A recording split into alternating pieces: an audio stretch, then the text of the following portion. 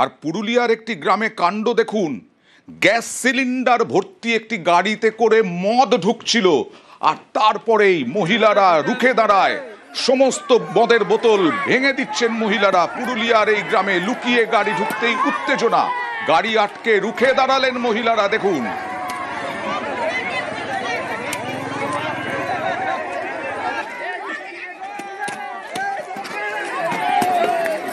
জয়পুর থানা এলাকার শ্রীরামপুর গ্রামের ঘটনা। কথা বলবো প্রতিনিধি ইন্দ্রজিতের সঙ্গে। ইন্দ্রজিৎ, মাঝে মাঝেই কি এরকম ঘটনা ঘটে, আর তার কারণেই কি এরকম আক্রোশ মহিলাদের? ইন্দ্রজিতের সঙ্গে কথা বলার চেষ্টা করব। গ্যাস সিলিন্ডার বোঝাই গাড়িতে মদ, আর সেটা লুকিয়ে ঢুকতেই মহিলারা টের পেয়ে যান, মহিলারা গাড়ি আটকান, গাড়ি আটকে রুখে দাঁড়ালেন মহিলারা। আরো একবার ইন্দ্রজিতের সঙ্গে কথা বলার চেষ্টা করব। ইন্দ্রজিৎ, এর আগেও কি এইরকম ধরনের ঘটনা ঘটেছে? সেই কারণেই কি উত্তেজিত মহিলারা? গ্রাম থেকেই মদ বিক্রি হতো বলে মহিলাদের অভিযোগ, এবং আজকে যে ঘটনা ঘটেছে, একটি গ্যাস সিলিন্ডার বোঝাই গাড়ি, তার ভিতরে গ্রামে ঢুকছিল মদ, এবং গ্রামের মহিলারা এই খবর পেয়েই ওই গাড়ি আটকায় এবং যত মদ ছিল সব মদ গ্রামের মদের বোতল রাস্তায় তারা নষ্ট করে দেয়। এবং তাদের যেটা অভিযোগ যে গ্রাম থেকে মদ বিক্রি হতো এবং এই মদ খেলে গ্রামের পুরুষরা ঝামেলা করতো, গ্রামে অশান্তির কারণ হচ্ছে মদ, পারিবারিক অশান্তি হতো, টাকা চুরি করে নিত এবং বাচ্চারা অবধি মদ খেত। তাই গ্রামে কোনো মদ বিক্রি করা যাবে না, গোপনে গ্রামে মদ বিক্রি হতো এবং এইভাবেই গাড়িতে করে, গ্যাসের সিলিন্ডারের গাড়িতে করে যেমন ভাবে মদ ঢুকছিল, আজ এভাবেই গ্রামে মদ আসতো গোপনে। এবং মহিলারা দীর্ঘদিন ফল পেতে নিশ্চয়ই এরপরে আর সাহস পাবে না। পূজা হচ্ছে, কোনো ছেলে ঘরে নাই, সব মদ খাইয়ে নিয়ে সব মেয়ে ছেলেকে মারধর করছে, ঝগড়াঝাটি করছে, অত্যাচার করছে, ছেলে মেয়েরা কান্নাকাটি করছে। কি করবে? মদ খাইয়ে নিয়ে প্রচন্ড অত্যাচার হচ্ছে আমাদের এখানে।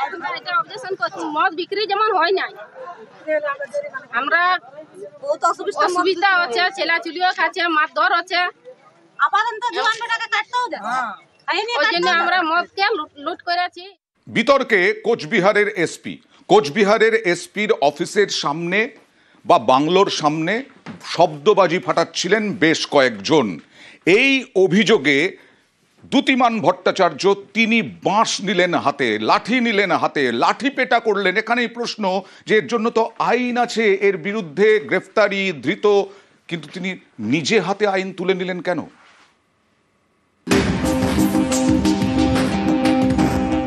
রাস্তার ওপর লাঠি পেটা, অভিযোগ শব্দবাজি ফাটানোয় সোমবার লাঠি পেটা করেন কোচবিহারের এসপি।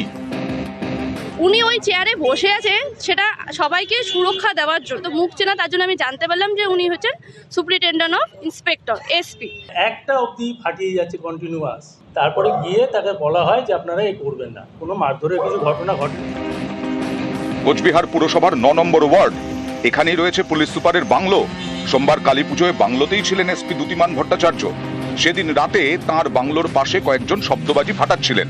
অভিযোগ বাংলো থেকে বেরিয়ে তাদের লাঠি পেটা করেন পুলিশ সুপার। তো বাচ্চা মানুষ নর্মালি ফোটাচ্ছিল, ওনার যদি সেখানে অসুবিধা হয়ে থাকে বা ওনার কুকুরের অসুবিধা হয়ে থাকে, সেটা উনি এসে একবার কমসে কম বলতে পারতেন। উনি লাঠি চার্জটা কি করে করেন?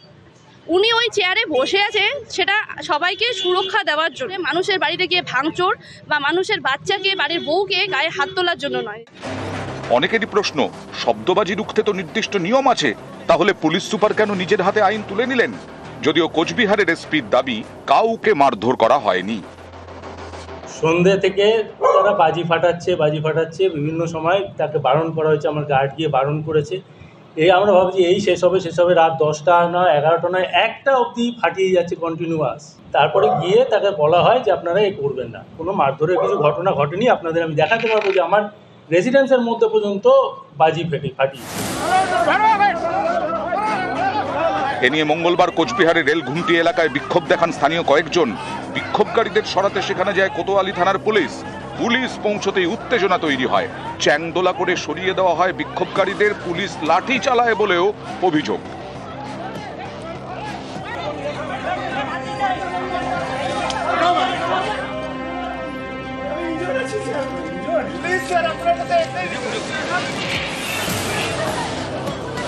কোচবিহার থেকে রাজেশ দাস, নিউজ 18 বাংলা। প্রাক্তন চেয়ারম্যান বনাম কাউন্সিলর, এখনকার তৃণমূল কাউন্সিলর। কারণ এই প্রাক্তন চেয়ারম্যানের বিরুদ্ধে অভিযোগ, কি অভিযোগ আগে জানবো, তারপরে আবার কাউন্সিলরের বিরুদ্ধে অভিযোগ যে মারধর করার, বাঁশ, জুতো, লাঠি নিয়ে আক্রমণের অভিযোগ। কথা বলবো প্রতিনিধি রকির সঙ্গে কথা বলবো। স্বপন সাহা প্রাক্তন চেয়ারম্যান, মালবাজার পুরসভা, অজয় লোহার তৃণমূল কাউন্সিলর। কেন এরকম হলো ঘটনাটা, রকি?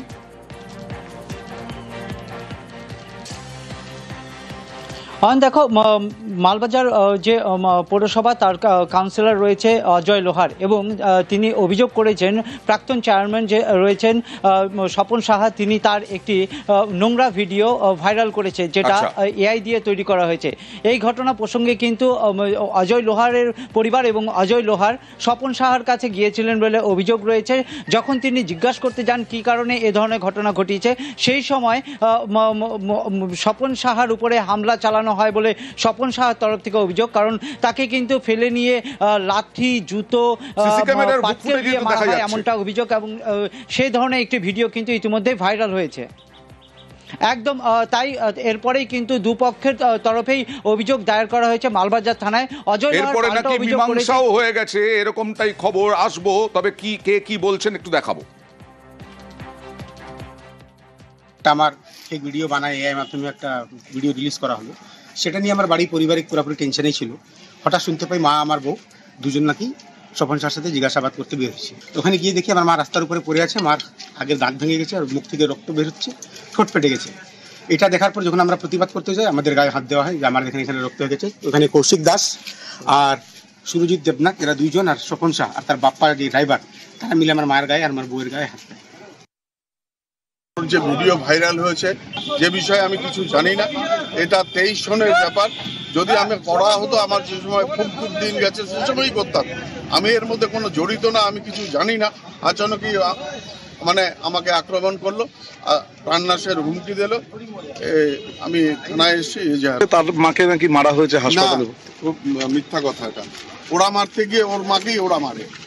দুতরফেই অভিযোগ দায়ের হয়েছে, আমি সরাসরি চলে যাব। কিন্তু এই দুতরফে অভিযোগের পরেও রকি জানা যাচ্ছে মীমাংসাও হয়ে গেছে। আমার মীমাংসা কিভাবে হলো সেটা তো বটে, আরও একটা পয়েন্ট হচ্ছে এদের দুজনের মধ্যে কি পুরনো শত্রুতাও ছিল, দ্বন্দ্ব ছিল?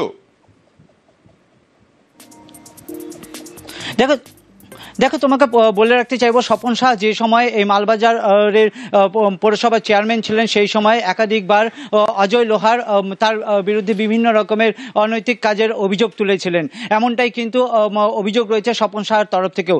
এর দীর্ঘদিনের যে রেস, তার ফলস্বরূপ এমনটা করেছে বলে অজয় লোহারের দাবি। কারণ তার একটি আপত্তিকর ভিডিও, একাধিক নারী সঙ্গ নিয়ে কিন্তু একটি রুমের মধ্যে তিনি রয়েছেন, এমন একটি ভিডিও ভাইরাল হয়েছে। এরপর থেকেই কিন্তু অজয় লোহার ক্ষিপ্ত হয়ে গিয়েছিলেন, তার ফলে কিন্তু তাদের মধ্যে বচসা হয়, এবং দুপক্ষের তরফ থেকে কিন্তু মালবাজার থানায় আইনত ব্যবস্থার জন্য কিন্তু এফআইআরও করা হয়। এর মধ্যেই কিন্তু একটি নাটকীয় ঘটনা ঘটে গেছে। মধ্যরাতে লোকচক্ষু আড়ালে মন্ত্রী এবং তৃণমূলের বর্ষিয়ান নেতাদের সঙ্গে বসে নিয়ে এই ঘটনার কিন্তু মীমাংসা করা হয় বলে সূত্র মারফত জানা গেছে। যখন বর্তমান চেয়ারম্যান